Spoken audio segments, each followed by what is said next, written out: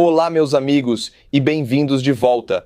É quarta-feira, meus caros, e eu trago para vocês, no primeiro vídeo, um soldado ucraniano em combate corpo a corpo com um ocupante, e eles têm uma troca de palavras que não é nada amigável. Esse soldado ucraniano explica ao ocupante por que ele está errado, porque ele está em uma terra estrangeira cometendo crimes de guerra. Eu não acho que essas palavras funcionem, então vamos descobrir o que o soldado ucraniano faz no final do vídeo. Acho que vocês já sabem onde isso vai dar. Mas ele tenta usar palavras antes de usar armas. É o soldado russo que está dizendo isso. Irmão, pelo menos eu vim aqui para consertar as coisas. Então você veio à minha casa para consertar as coisas. Você vem à minha casa onde existem as minhas regras para me dizer como devo viver no meu lar. Não na sua cozinha. Eu não te digo onde você deve cagar, onde jogar seu lixo. Você está tentando me dizer como eu como, como eu cago. Este soldado ucraniano acredita fortemente em tentar usar palavras antes da violência, porque ele realmente tenta explicar essas coisas para o ocupante russo. O soldado russo diz: não, eu entendo o seu ponto de vista. Mas se as pessoas nas cidades vizinhas e houve uma explosão, então não conseguimos ouvir a maior parte. Pense nisso. Você está morando em um bloco de apartamentos. Vá até o seu vizinho. Você dá um soco na cara dela e diz: você está comendo errado, sua vadia. Adoro o jeito que ele fala isso. E agora sua cozinha é minha, só porque você está comendo errado. Isso é normal? Aliás, essa conversa aqui é um problema antigo da humanidade. Essa conversa evoca 10 mil anos de conflitos humanos. Bem, eu até entendo como você vê isso. É assim que eu vejo tudo isso. Você vem até nós. Vivíamos normalmente até você aparecer para resolver as coisas do seu jeito. O soldado ucraniano está claramente frustrado, mas ainda usa palavras. Isso não deve durar. O soldado russo diz: cala a boca. O que você faria se estivesse no nosso lugar? Não se preocupe, vamos bater em quem merece, não vamos hesitar, essa é uma ótima resposta. É exatamente assim que você deve lidar com os russos, pois é o que funciona. Já disse isso muitas vezes. Aqui no canal, sabemos falar a língua dos russos. E é a linguagem de chutar a bunda deles primeiro e depois conversar. E teríamos feito o mesmo com Yanukovych, mas ele fugiu. E agora eles recorreram à violência de novo, como os humanos sempre fizeram. Se as palavras falham, usa-se violência com os russos. É sempre assim, pois com eles as palavras nunca funcionam. E podemos continuar ouvindo essa bela troca de tiros. Nem preciso contar o que aconteceu no final do vídeo. Você já sabe e está certo no que pensa. Essa próxima foto que você vai ver é de um drone FPV ucraniano que avistou uma bicicleta muito peculiar na linha de frente. É uma bicicleta russa, quer dizer, provavelmente é roubada. Provavelmente é uma bicicleta ucraniana roubada. Mas ela está carregando projéteis de artilharia de 120 milímetros ou granadas de morteiro. Quero dizer, esses projéteis são pesados pra caramba e um exército modernizado não transportaria esse tipo de munição em uma bicicleta. Além disso, ela está carregando um galão com, eu acho, diesel ou gasolina, provavelmente diesel, eu acho. É para caminhões ou algo assim. Boa parte dos quilômetros finais até a linha de frente é feita a pé ou de bicicleta, pois qualquer outro meio seria destruído pelos drones FPV. Então é isso, né? Até mesmo diesel e projéteis de morteiro precisam ser transportados de bicicleta. É simplesmente uma cena peculiar e estranha, que realmente mostra como os russos estão se saindo nesta guerra. Neste próximo vídeo, eu trago para vocês um russo emocionado assistindo seu local de trabalho, ou seja, a fábrica química na região de Vologda, na Rússia, sendo invadida por drones ucranianos. Ele está muito irritado pela ausência de disparos da defesa antiaérea. Veja. Que se dane esse trabalho, Anastasia Vladimirovna. Eu não sei o que Anastasia Vladimirovna fez, mas, sabe, esse cara está realmente decepcionado com ela. Eu vou cair fora daqui, pelo amor de Deus. Eles não derrubaram eles. Eles atingiram a fábrica no amoníaco. Eu tô indo embora. Tô caindo fora daqui. Minha vida é mais preciosa, pelo amor de Deus. Minha vida é mais preciosa. Essa é uma frase que, você sabe, é muito comum de se pensar na União Europeia porque é a verdade. Mas na Rússia é muito raro eles dizerem ou pensarem isso. Quantos deles estão voando aqui? Caramba, que droga! Ah, é uma linguagem bem pesada. Sim, isso resume como os russos que trabalham nessas fábricas se sentem quando veem que drones ucranianos estão entrando nelas e o Estado e o governo realmente não fazem nada. Quero dizer, há enormes quantias de dinheiro destinadas a cada região para proteger locais importantes como fábricas contra drones ucranianos. Por exemplo, instalar redes antidrones ou basicamente pagar alguns caras para serem grupos móveis de defesa antiaérea ao redor dessas fábricas. Mas esse dinheiro geralmente é roubado pelos políticos. Então, esse russo específico já se cansou disso. Aqui está um trecho desse mesmo ataque, e quero mostrar esse porque nos dá uma boa noção verbal de como os trabalhadores locais se sentem sobre isso. Ouça isso. Eu não quero chegar lá, porque você está incapacitado. Ah, ele caiu. Porra!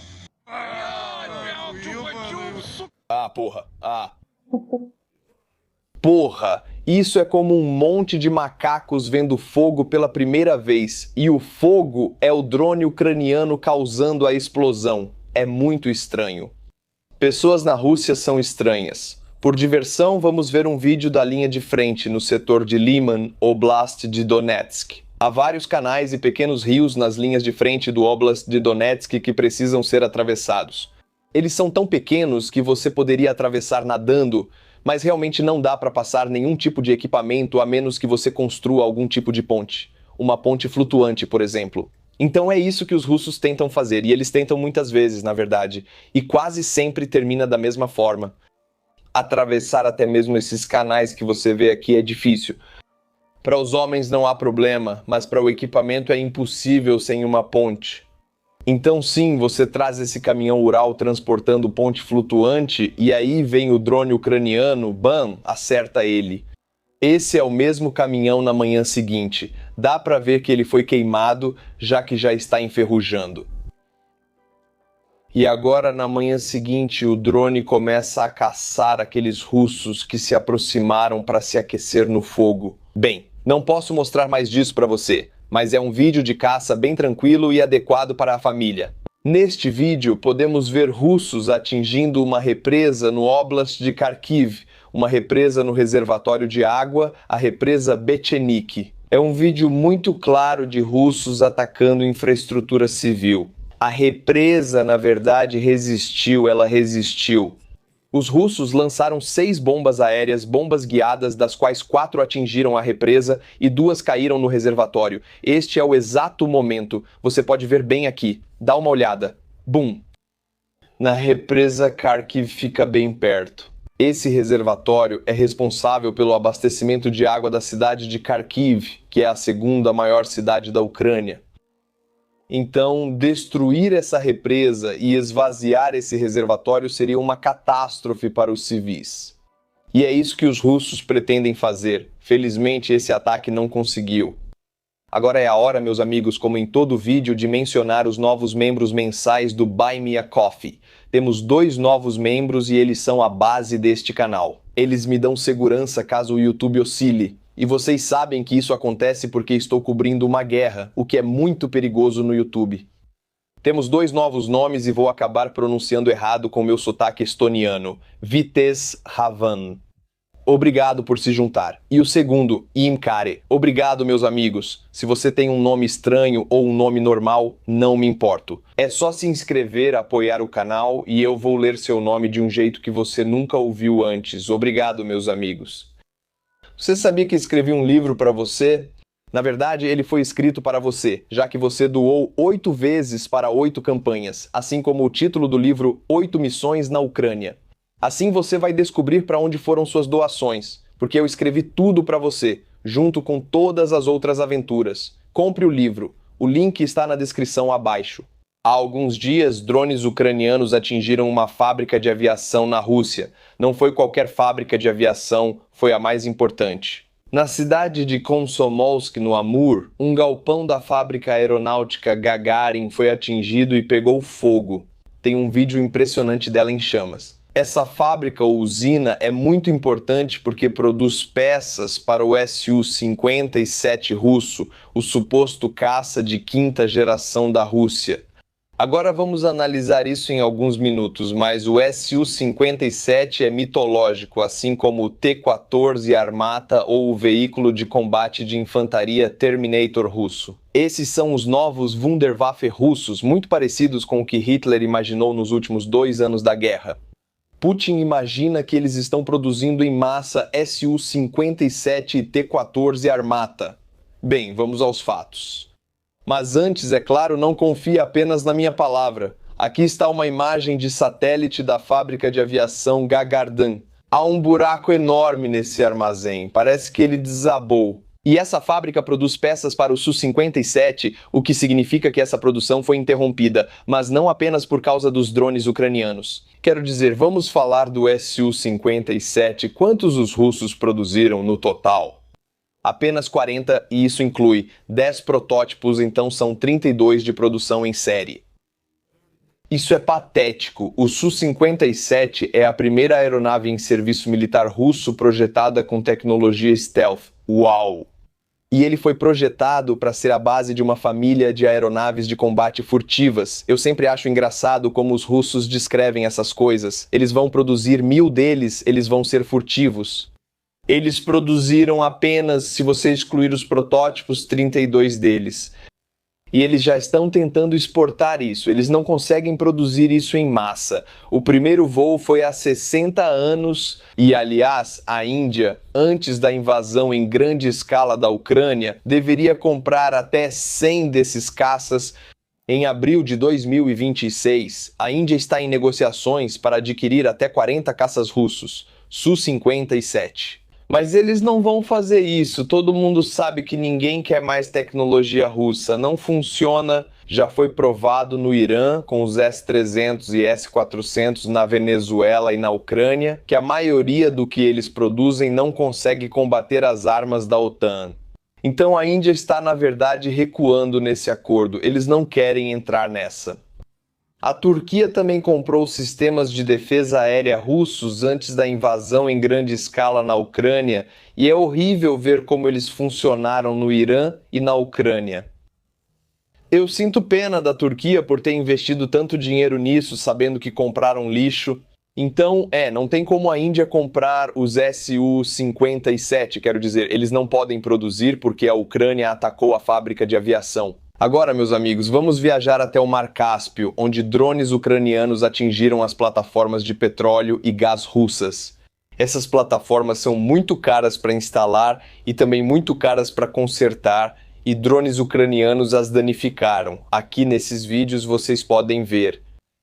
As plataformas são muito compactas, com espaços bem apertados, não há muito espaço, então qualquer coisa que você atingir nessa plataforma vai sair caro, mas não é só o dano nessas plataformas. Há um vídeo mostrando cerca de 12 drones colidindo nela. Quero mostrar que essas plataformas são protegidas por um sistema de defesa aérea russo Blindsides. Como sei disso? Vejam essas imagens. Boom! O míssil de defesa aérea é disparado e erra o drone. A única razão pela qual esse sistema foi produzido foi para derrubar drones ucranianos e defender esse tipo de ativo. Ele tem uma chance de provar seu valor, mas erra. É isso que eles fazem e a Rússia ainda os produz. Eles não conseguem derrubar drones ucranianos. Isso é um erro, seja no sistema de orientação, seja uma falha no míssil, seja culpa do radar, nós não sabemos.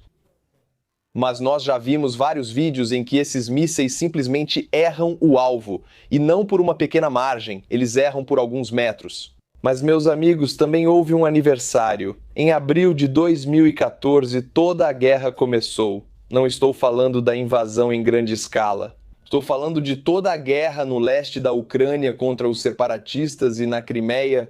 E se você for especificamente para a cidade de Zaporizhia, em 13 de abril de 2014, os russos organizaram uma de suas tentativas de derrubar o governo local na cidade ucraniana de Zaporizhia. Os moradores rapidamente se mobilizaram, cercando os culpados e jogando neles itens de casa, como ovos e sacos de farinha. Dá uma olhada. Esses são os poderosos russos que vieram libertar a cidade ucraniana de Zaporizhia.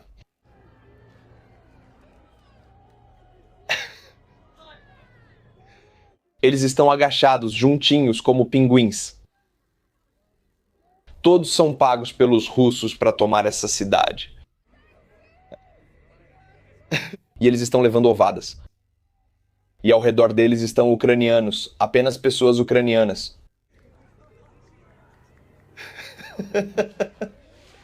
Adoro isso, estou aproveitando muito.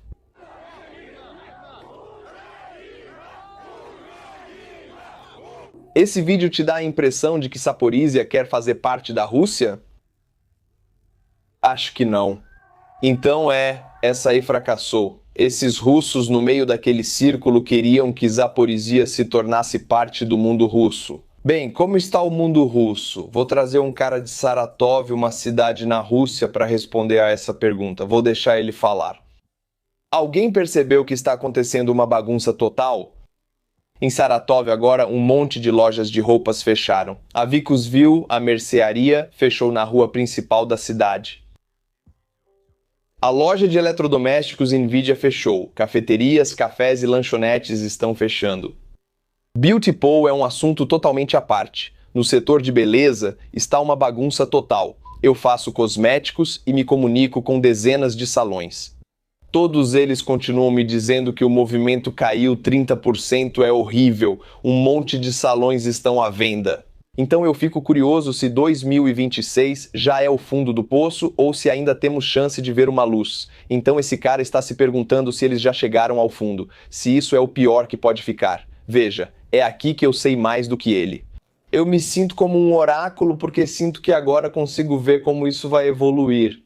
Os russos não sabem para onde vão porque entendem pouco de história que costuma se repetir, especialmente na Rússia. É claro o rumo que seguem. Não há discussão sobre isso. Respondendo à sua pergunta, isso não é o fundo do poço nem de perto, vai ficar muito pior. Cada ano seguinte será muito pior.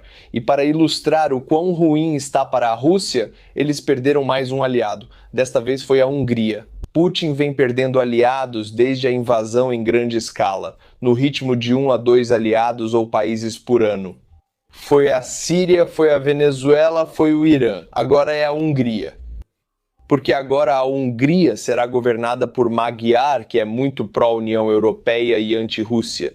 Veja o que Magyar nos diz sobre a Ucrânia. Não podemos dizer a nenhum país para abrir mão de território. Se fizerem isso, são traidores. O que você faria se a Rússia atacasse a Hungria? Quais países você entregaria? Eles, a comunidade internacional, deveriam dar garantias de segurança. Isso é totalmente oposto ao que Orbán, o ex-primeiro-ministro da Hungria, defendia. E estou muito feliz em receber a Hungria de volta ao convívio da União Europeia. Fiquei realmente triste por termos tido um cavalo de Troia na União Europeia, mas não temos mais isso. Pelo menos a Hungria não é mais esse país. Agora é a Eslováquia. Magyar também disse: vamos alterar a lei fundamental e consagrar que o primeiro-ministro da Hungria só poderá exercer o cargo por 2 mandatos. Então isso significa 8 anos na Hungria. Orbán liderou o país por quanto foi 15 ou 16 anos, então agora Magyar tem todas as oportunidades para agarrar o poder e garantir que permaneceria por décadas. Mas não, eles vão alterar a lei para que apenas 2 mandatos consecutivos possam ser exercidos como primeiro-ministro, garantindo que essa catástrofe de Orbán nunca aconteça novamente. Fico muito feliz em ver que as democracias europeias são muito mais resilientes do que você imagina. Mas o caminho para descongelar os fundos da União Europeia para a Hungria pode não ser tão fácil assim. A União Europeia estabeleceu 27 condições para o novo primeiro-ministro da Hungria em troca do descongelamento de 35 bilhões em subsídios europeus para o país, o que representa uma quantia enorme de dinheiro para a Hungria. Segundo o Financial Times, as condições incluem, e essas são as mais importantes, o desbloqueio de uma linha de crédito de 90 bilhões de euros para a Ucrânia. Levantar o veto ao pacote de sanções contra Moscou, realizar auditorias anticorrupção e reverter decisões da era Orbán consideradas violar as regras da União Europeia. Tenho certeza de que Magyar vai trabalhar para garantir que todas essas condições sejam cumpridas, e a Hungria vai receber esses 35 bilhões e eles serão usados onde devem ser usados, porque nos tempos de Orbán, todo o dinheiro que vinha da União Europeia era roubado. Era simplesmente uma cleptocracia, uma cleptocracia. Bem, quando Orbán e seus amigos políticos roubaram tudo da União Europeia e do povo húngaro, nós não fazemos isso na União Europeia. Isso é mais como os russos governam seu país. Então, agora que essa liderança mudou, a Hungria pode se reerguer novamente. Eles não precisam estar entre os países mais pobres da União Europeia. Têm potencial para serem muito ricos. Isso é tudo nesta quarta-feira, amigos. Eu voltarei toda segunda, quarta e sexta-feira. Então, se você gosta do canal, inscreva-se nele. Torne-se um membro mensal e me apoie no Buy Me a Coffee. E também adquira o livro 8 Missões na Ucrânia, que foi escrito para você. O link está na descrição abaixo. Até o meu próximo vídeo, meus amigos. Glória à Ucrânia e tchau!